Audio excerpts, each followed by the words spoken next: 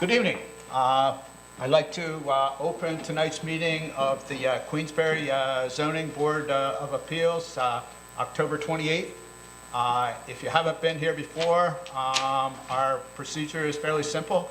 We'll call each case to the podium. We'll read the case into the record. We'll allow the applicant to present the case. We'll question the applicant. If a public hearing has been advertised, then we'll open the public hearing and take input from the outside, including callers. They can call in at 518-761 8225 to express their opinion on each individual case. After the public hearing, we'll close that and we'll poll the board and see how the board's leaning, and then we'll proceed as necessary. We've got a couple of, or two cases that won't be heard tonight. The first case, AV 32-2020, a public hearing has been advertised, and at this particular time, I'm going to open the public hearing and see if anybody's here for David and Pamela Way, 33 Canterbury Drive. I'm going to interrupt you. You can leave the because the application may change. You can leave the public hearing open and not take comment at this time, because that way they'll be commenting on the new information that's provided. Okay. So I'm going to open the public hearing for that case and leave it open until such time as that case becomes more complete. Right now, I'm going to look for a motion to table that case until the December meeting. I'll make a motion to table area variance 32-2020 for David and Pamela Way until until December 16th, with any new information submitted by November 15th. Correct. Okay. So I have a motion. Can I have a second? Ron seconded. Yep. Call the vote, please. Mrs. Hamlin? Yes. Mrs. Hayward? Yes. Mr. Hinkle? Yes.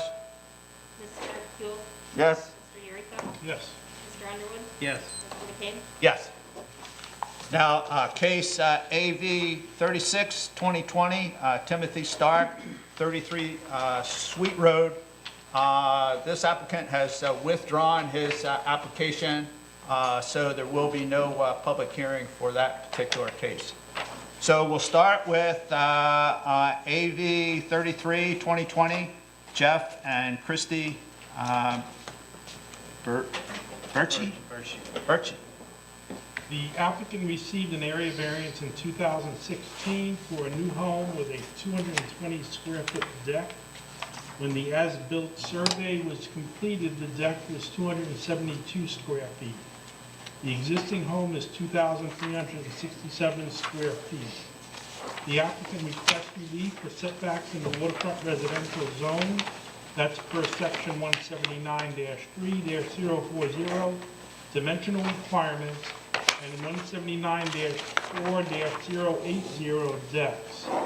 The existing deck is 20.8 feet to the south property line, where a 25-foot setback is required, and is 20.1 foot to the east property line, where a 30-foot setback is required. The criteria for considering an area variance according to Chapter 267 of Town Law: in making a determination, the board shall consider five criteria. One, whether an undesirable change will be produced in the character of the neighborhood or a detriment to nearby properties will be created for the granting of this area variance. Minor to no impacts to the neighborhood may be anticipated. Two, whether the benefits sought by the applicant can be achieved by some method feasible for the applicant to pursue other than the area variance. Staff says that feasible alternatives appear limited as the deck has already been constructed. The applicants have indicated the deck being slightly larger allows for furniture and people to maneuver safely. Three, whether the requested area variance is substantial. The relief requested may be considered minimal relevant to the code. Relief on the south property line is 4.2 feet, and the east property line is 9.9 feet. 4, whether the proposed variance will have an adverse effect or impact on the physical or environmental conditions in the neighborhood or district. Minor impacts on the physical or environmental conditions in the neighborhood may be anticipated. 5, whether the alleged difficulty was self-created. Difficulty may be considered self-created. Staff comments. The applicant's proposal to maintain a 272 square foot deck that has been constructed when the house was built. The plan show the location of the deck on the home, and the applicant provide photos with furniture on. So let me ask staff, this was picked up on the as-built. Now, we didn't always do this, right? We've been doing as-built probably for the last 8 years since I've been back, maybe a little bit longer, but correct, when I was here in 1996 and through there wasn't we did not do as-built that I remember. So this is the first case that I remember that we picked up a change on the as-built. It's possible. That's true? Okay. So you're Mr. Birchie? Yep. So would you like to add anything to the request or talk to us at all? So, yes. So I'm going to ask you, when you're done, there should be some wipes there. Okay. So just wipe down the podium and the microphone. Sure. Basically what happened was, this wasn't the deck, I didn't build the deck when I did the house. Basically, when we finished the house, we were out of budget. Excuse me. And so we put the ledger board on, planned on doing the deck, a few years down the road or whatever. When COVID hit and we were all taxed to probably having to stay home possibly, I said, now's a good time to get material here, so if I have time, I can build the deck. So we did that, not realizing, first of all, didn't realize that I needed a building permit because I thought it was covered under the house building permit because it was on the plan. Dave Hatton came by and informed me that, he asked me, are you building a deck? I said, yeah, definitely. He said, well, you got to have a building permit. I said, okay, no problem. When I started, and the deck at that point was already all framed up and half decked. And when I originally started building it and built it at 10 feet or started laying it out at 10 feet, I realized there's no way with a table on this thing that this is even wide enough. You'd be sliding right off the edge of the deck. It was just ridiculous. So I said, well, I'll just make it 2 feet bigger, not thinking it was any big deal. My mother, the setback is against a right-of-way, not a buildable lot. And my mother owns that right-of-way, which she's actually going to be conveying it to me shortly. But not thinking it was any big deal, because 10 feet just didn't cut the mustard on that deal. So I built it 2 feet deeper, and then Craig Brown asked me, what size it was, so I told him, and he came up. He said, I want to come up and measure it anyway, so he did. And said, well, we think you're over, but you'll have to get a survey done. So I had the survey done, and sure enough, it doesn't, meet the setback that we had originally. So he said, well, you got to get a variance. So that's where I am today, asking for a variance, because it doesn't, as far as I'm concerned, and none of my neighbors are concerned about it, it doesn't impact anybody to the back, that it faces.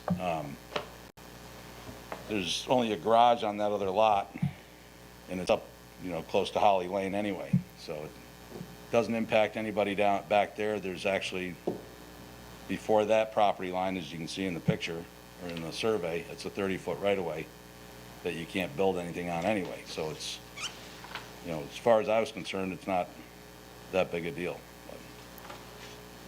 So do we have questions of the applicant? Would you tell me what the original approved deck dimensions were? It was, I can't remember what it's whatever the 23 feet is, width-wise, but it was 10 feet off the house. 10 by something? 10 by... And you built it 12 by something? Correct. Put out your hand, you're gonna get smacked. I figured. But that's the difference, the 10 to the 12? Yep. But the lateral difference, the lateral measurement is the same. Correct. Okay. They use that same Thank you. nail board that you had there against the. Right.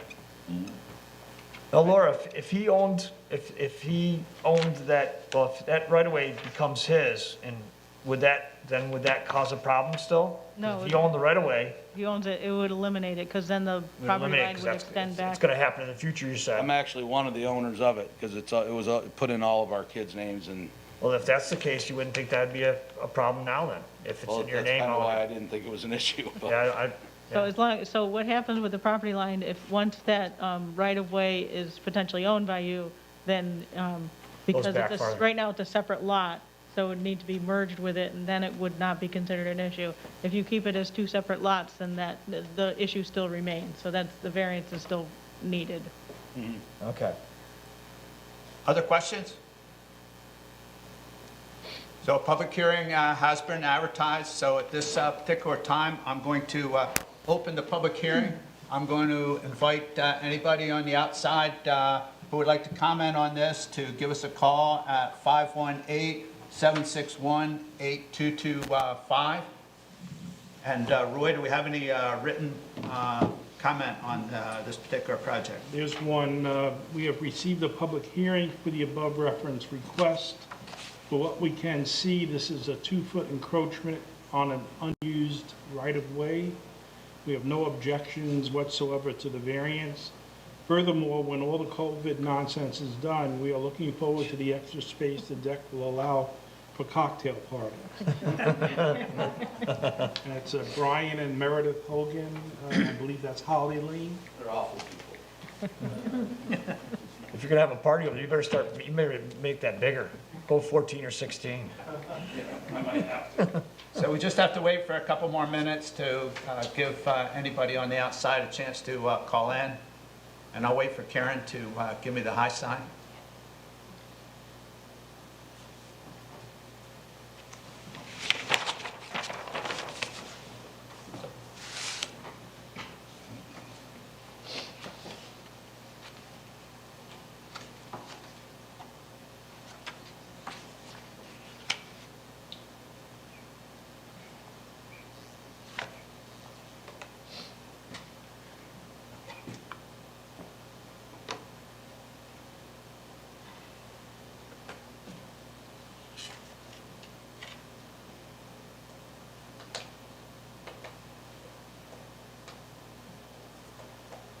I feel like I should do a countdown.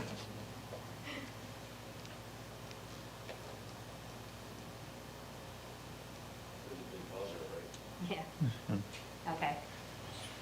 So at this particular time, I'm going to close the public hearing, and I'm going to poll the board, and I'm going to start with Michelle. I'm in favor of your project. You know, of course, we don't look favorably on how projects come to us like this, but under the circumstances of your explanation, I'm in full support. I did. I said I'm in support. Yes. I'm in favor. Ron? Yeah, you know, it's just one of those things where when you get previous approvals and you look at it and you start to build it, you think that, you know, you didn't ask for enough. I don't think it infringes on anybody, and it's a minimal request. I'd be in favor. John? Yeah, I also agree, it's very minimal, and it doesn't hurt the neighborhood, doesn't hurt the environment. It's a good project, I'd be for it. Roy? Yeah, I think if we were approving this project for the first time, we would probably give it a yes. So I'll say I'm going to approve it for the second time. Jim? Yeah, I think if you were coming before us and asking for this for the first time, I would give you up to 14 feet. You know, I think even at 12, the pictures are self-explanatory, it's pretty minimalist, so I'd be in favor of it. Kathy? I will also vote to grant the variance. And I too feel that this request is reasonable and minimum, and so I'll support it also. And I'm going to ask Michelle to make a motion. I'd like to make a motion to approve area variance 33-2020 for Jeff and Kirsty Berchi, 82 Assembly Point Road. Let's see. So, trying to, how do I say this? Just a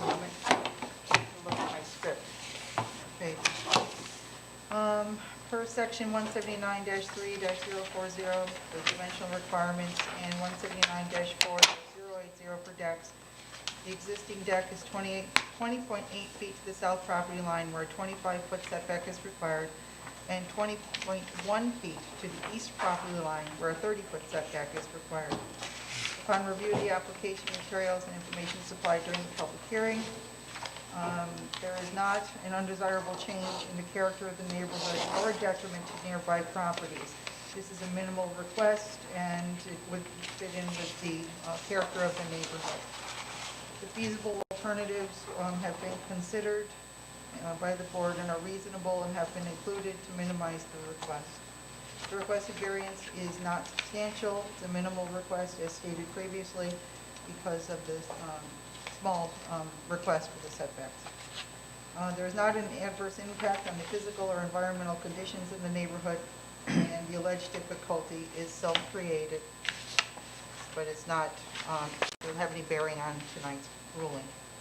In addition, the board finds that the benefit to the applicant from granting the requested variance would outweigh the resulting detriment to the health, safety, and welfare of the neighborhood or community. The board also finds that the variance request under consideration is the minimum necessary. So based on these above findings, I make a motion to approve this area variance number 33-2020. So I have a motion, can I have a second, please? I'll second that, Mr. John Chairman. seconded it. Call the vote, please. Mr. Henkel, Yes. Mrs. Hamlin, Yes. Mrs. Hayward, Yes? Mr. Eureka, Yes. Mr. Kuhl, Yes, Mr. Underwood, Yes. Mr. McCain. Yes. Congratulations. Do you want your drawings? I spent enough on them.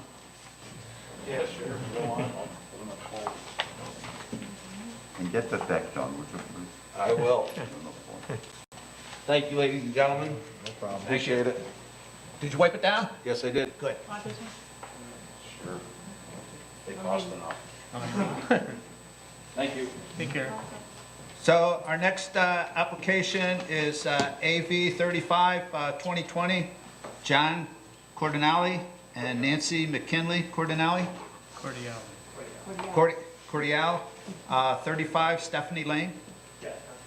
The applicants propose to install a 192 square foot gazebo. The site currently has two existing 96 square foot sheds on the property. The existing home is 1,477 square feet, and no other site work is proposed. The relief requested is for the number of sheds, and that's per section 179-5-020 sheds. The applicant's proposal is to maintain two existing sheds and to install a gazebo. Relief is requested to have more than two accessory structures on the property. The code allows for two accessory structures totaling no more than 500 square feet. The total square footage proposed for all three would be 384 square feet. And looking at the criteria, we see minor to no impact to the neighborhood may be anticipated. Feasible alternatives may be considered limited as the two existing sheds on the property are used for the property maintenance. The request for relief may be considered moderate relevant to the code. The relief requested is the third accessory structure. Minor to no impact to the physical or environmental conditions in the neighborhood may be anticipated, and the difficulty may be considered self-created. Staff comments. The applicant proposed to place a 192 square foot gazebo in the yard of the home where two existing sheds have been placed, each being 96 square feet. The plans show the location of the sheds and the placement of the gazebo. The applicants have also provided an image of the gazebo.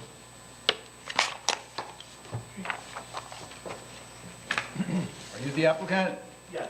Would you like to come to the podium? Only one of you can come. And when you're done, just wipe down the podium and the Okay. microphone. My name's John Cordial. I live at 35 Stephanie Lane in Queensbury. Sorry about mispronouncing your... Oh, that's okay. Thank you for hearing my case, my variance application. I just want to say Laura Moore really helped me get through the application process. It was pretty detailed, but she guided me through it, and so I'm here now. We're requesting variance for the gazebo because we actually wanted to add a structure to our property that would enhance our life, basically. We both work at Glens Falls Hospital. We both worked through the furlough and all of COVID. So we wanted to have a place in our backyard where we can kind of relax and just hang out. And we do have the 2 other sheds on our property. One we use for our snow blower, all the lawn equipment, things like that. And actually, I have an observatory in my backyard. It has a telescope in there. So that's what's in the other shed. So I've had that for a long, long time. Astronomy is a hobby, so that's part of my, what I like to do to relax also. So we actually we were first looking at building a deck, but we were looking at like a Trex deck and things like that. But by the time we got done with it and everything, it was prohibitively expensive right now because actually all that stuff has gone way up in price. Then we looked at like doing possibly like a screened-in porch on the back of the house because we'd added an addition to our house previously. We were going to maybe attach it to that, but we decided to go against that. So we actually went to Garden Time and we saw, a nice gazebo, and I have a picture of it that I gave you guys that actually kind of matches our home because we live in a log home. So we felt it was a really good find for us. And then when we bought it at Garden Time, they told us we had to go through the approval process and things like that, get the permit and that. And so that's why, I came here to go through the whole process and get approval for it. I didn't realize that having the other 2 sheds would impact it, but the way our house is situated, we've never put a garage on our property because we only have, I think, 26 feet on one side and 21 on the other side. So that's why we have this shed in our backyard for all the maintenance equipment. So do we have questions of the applicant? It's pretty straightforward what you want to do here. So public hearing has been advertised.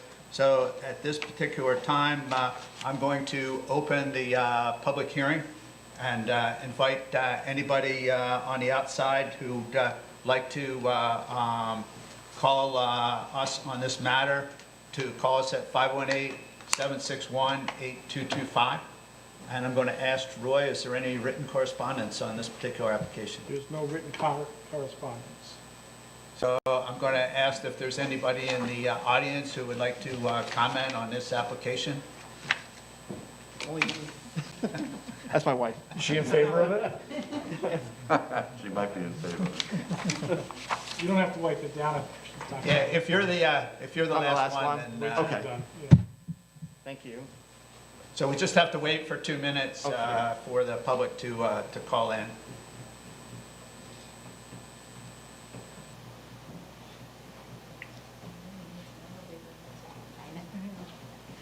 These 2 minutes are.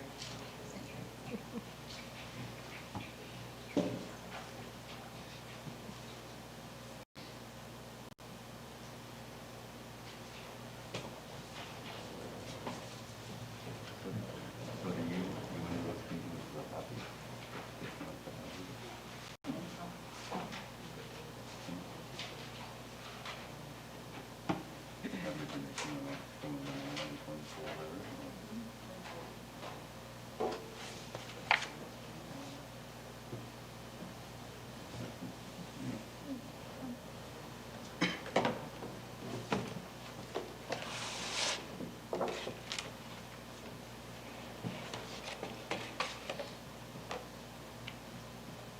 Have they started making snow in Killington yet? Yes, and yeah, they're starting tonight. Well, they probably haven't guns on tonight, but they'll be on for, it looks like at least the next 7 days. Yeah. Especially up there, the elevation. We're good. So at this particular time, I'm going to close the public hearing, and I'm going to poll the board, and I'm going to start with Kathy. Yeah, I kind of had a little issue with this when I first came in, but, because it isn't a big lot, and the backyard isn't very big. But considering that they don't have a garage, I think that, and I understand the prohibitive cost, and we are supposed to try to help applicants to avoid high cost of utilizing the property, so I guess they swayed me to it. But maybe I would hope that in the future, if you found a way, because you're still under the 500 feet, that if you do get rid of one of the sheds, maybe you find a way to just get one larger one or whatever. Oh. So it's, yeah, it's gonna be a lot in your yard, in that backyard, but I see the necessity. So I guess I would vote in favor. Jim? Yeah, I think we have to be careful on these smaller lots. Sometimes two smaller sheds look better to me than one giant shed, you know, which takes up the whole backyard. And I think what you're trying to achieve here is a worthwhile cause for you and your peace of mind at the end of the day after working hard. So I'd be all in favor of it. Roy? Yeah, I think this is a lot better than even two sheds at 250 each, so we still have 116 feet to spare. I would be in favor of this. John? Yeah, I definitely agree. Definitely the lot is small, but there is no garage. They definitely need space to put their lawn care, and definitely they deserve to have a place to kind of sit and enjoy the outdoors, so I'd be in favor of the gazebo as is. Ron? Yeah, interesting, if this were attached to the house, they wouldn't be here, right? So I agree with my other board members. I'd be in favor of this. Michelle? I'm also in favor because although it appears to be a large request, because they don't have a garage, to me it's a minimal request. It fits in with the character of the neighborhood, so yes, I'm in favor. So I too have been in favor of the project. I think the applicant's done a very nice job with the property, and I think the gazebo will enhance the property, and so, yeah, I'd be in favor of it. So at this particular time, I'm going to ask Kathy for a motion here. Okay. Script that. So I would like to move to approve area variance 35-2020. It is to allow an additional accessory dwelling where only two are allowed. So it's a third accessory, not dwelling, accessory structure. We have looked at the various tests for this and determined that it will not be an undesirable change in the neighborhood, nor a detriment to nearby properties. Feasible alternatives are limited and been considered by the board. It seemed to be, there's, you know, basically they don't have a garage and any space to build one, so any alternatives really aren't feasible. And it is not substantial, again, because they don't have a garage. You know, were this attached to their house, it wouldn't even be necessary to seek a variance. There is no adverse impact on the physical or the environmental conditions of the neighborhood of the district. It does seem to go along with other properties there. It is a self-created hardship, but that is just one prong that we need to satisfy. In addition, the board finds that the benefit to the applicant from granting the requested variance would outweigh the resulting detriment to health, safety, and welfare of the neighborhood or the community. The board finds that the variance request under consideration is the minimum necessary. We've imposed no conditions, so I move to approve this. So we have a motion. Could I have a second, please? Michelle? Call the vote. Mr. Eureka? Yes. Mr. Kuhl? Yes? Mr. Henkel? Yes. Mrs. Hayward? Yes. Mrs. Hamlin? Yes. Mr. Underwood? Yes. Mr. McCabe? Yes. Congratulations. You want your paperwork? I need to have a question.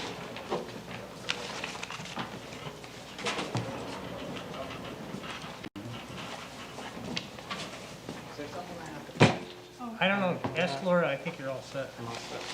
So what you'll end up doing is, one of the things you'll do is you'll end up submitting final plans. You'll get a notice tomorrow about that. So keeping that material, that'll be part of your final plans unless we have enough in our office. And I also think you need to fill out a building permit. You guys. also. I'll second that recommendation. So at this particular time, I make a motion that we close tonight's meeting. All in favor? Aye. Aye. Thank you. Thanks for Anything else? Sweet.